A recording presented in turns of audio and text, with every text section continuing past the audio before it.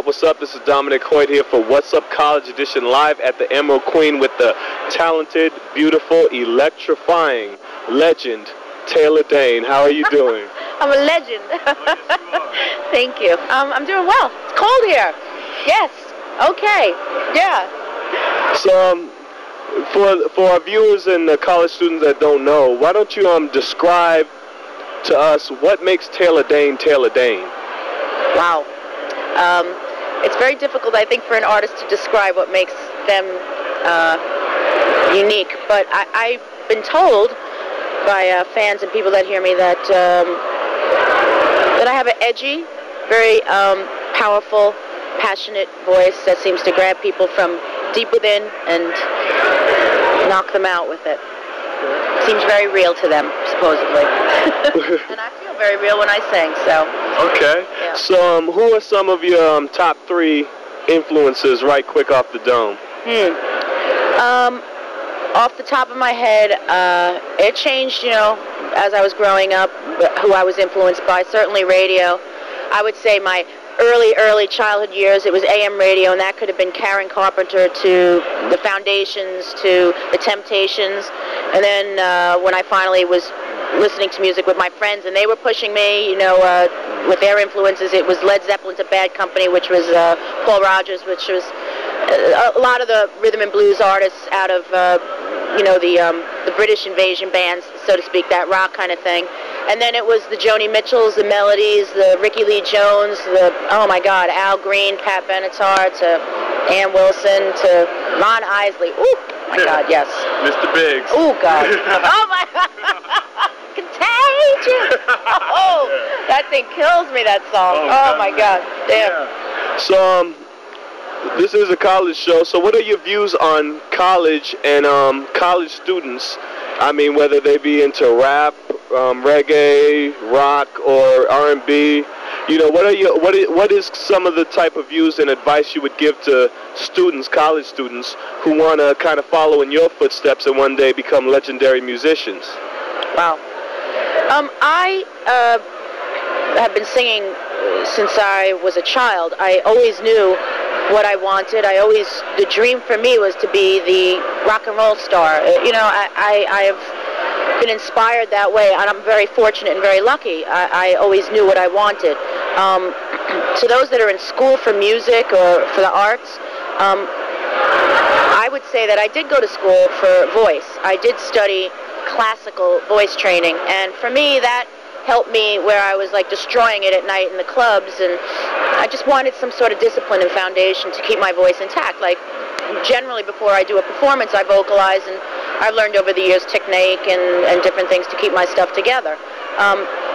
It doesn't matter the genre or style as long as you, I would say as a student, that you apply it. You know, I think we're all influenced now. I mean, this crazy mixed up world, the media and just in general, all the marketing and media that's attached to, you know, the visuals and the visions that we see. You know, visually we're stimulated every day. And I mean, that's what music's always been. What you get, what your environment gives you, and, you know, where you grow up, and you got to feel it in your bones. That's just the way.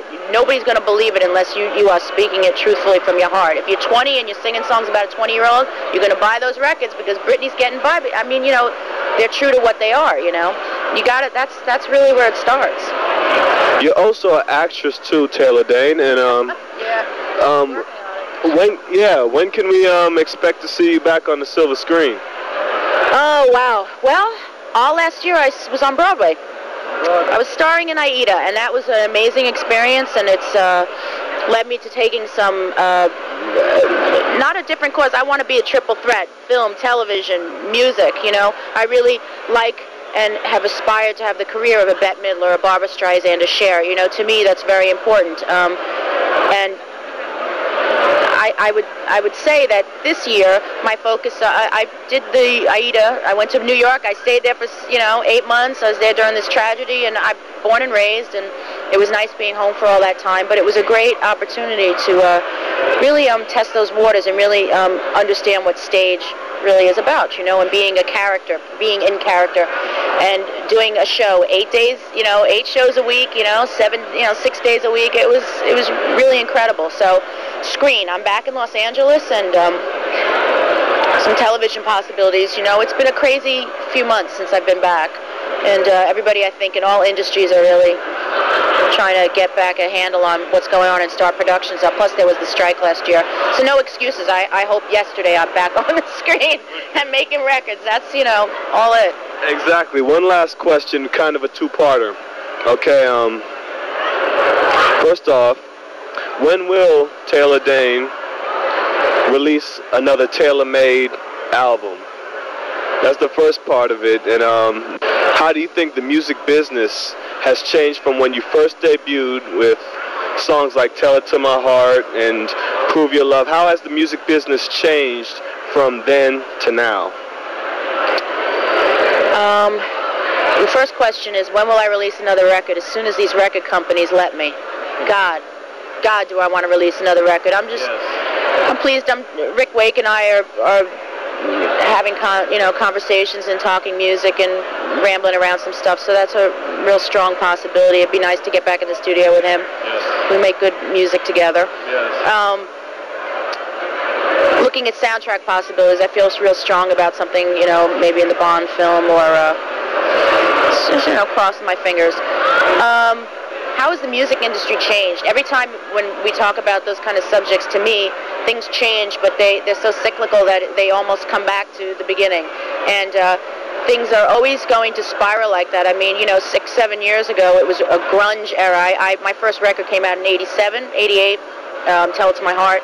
And it was a very pop-oriented market, you know, and I was, the teenager, the young 20s, and that was my audience, you know, the kids, and you know, it was pop, pop, pop, and then everybody was like, damn, we need to, you know, there's always going to be a shake-up, and then Seattle, and, you know, this area really had a strong musical connection to folks, and there we had Nirvana and the breakthrough of Pearl Jam and all that. So, and now you're seeing, you know, for the last 3 years, real pop, you know, strength again, and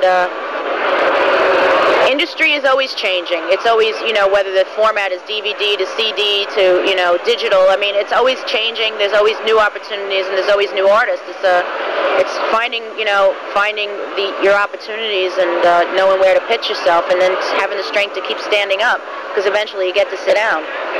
Yeah. Well, I want to thank you. We are so honored to have you on What's Up College Edition. Thank you for coming on and reporting for What's Up College Edition. I'm Dominic Hoyt. Enjoy the show.